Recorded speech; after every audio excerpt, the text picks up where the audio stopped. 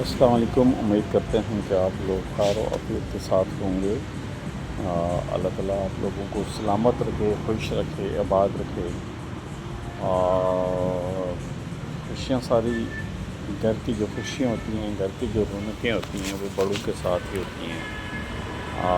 جب تک گھر کے اندر کوئی بڑوں اپنے بڑوں کا سایہ، اپنے والدین کا سایہ، باپ کا سایہ سر کے اوپر ہوتا ہے تو وہ گھر کے اندر خوشیاں ہی خوشیاں ہوتی ہیں۔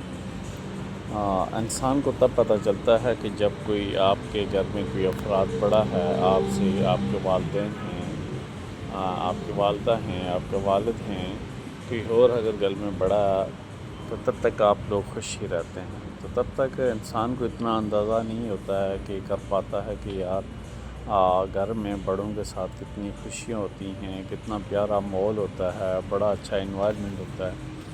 لیکن جب بڑے چلے جاتے ہیں، سر پہ کسی کا کوئی سایہ نہیں رہتا ہے، تو پھر وہ خوشیاں بھی، وہ اطمینان بھی، وہ سکون بھی سارا چلا جاتا ہے۔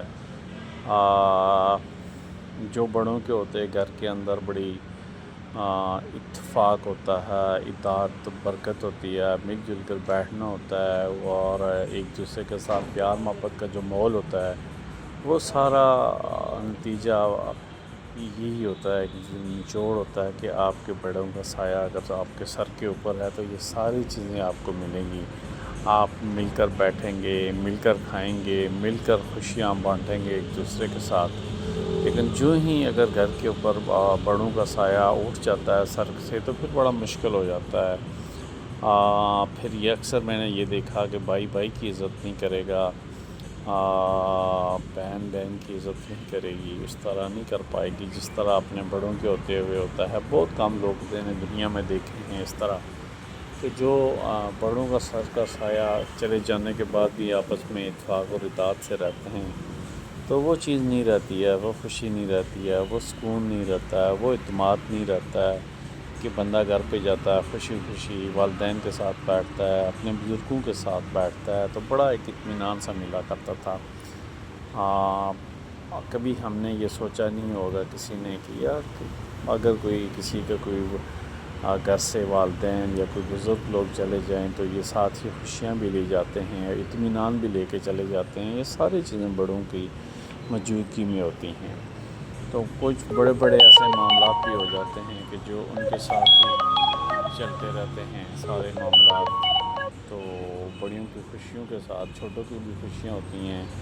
اکثر چھوٹے کوئی مسٹیک، کوئی اس طرح کی غلطی کر بیٹھتے ہیں تو بڑے بڑے پیار سے، بڑے تحمل سے اس کو سالو بھی کر لیتے ہیں، اور سمجھایا بھی بڑے پیار سے کرتے تھے۔ بڑوں کا سمجھانے کا انداز بھی بڑا ہی ہوتا ہے۔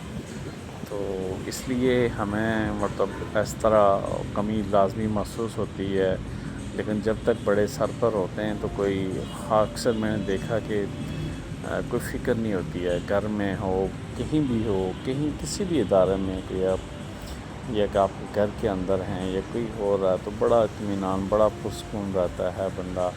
تو ایک حوصلہ افزائی ہوتا ہے گھر کے اندر۔ تو اگر آپ کے والدین ہیں، آپ کے ماں باپ ہیں، تو آپ کی اگر کوئی جیب بھی خالی ہے، کچھ بھی نہیں ہے، تو بڑا ایک سہارا سا ہوتا ہے یار ہمارے والدین ہیں۔ والدین کا سایہ تو سر کے اوپر بہت مطلب ایک ایسا سایہ ہوتا ہے کہ انسان کو زندگی کے اندر ٹینشن نہیں ہوتی ہے۔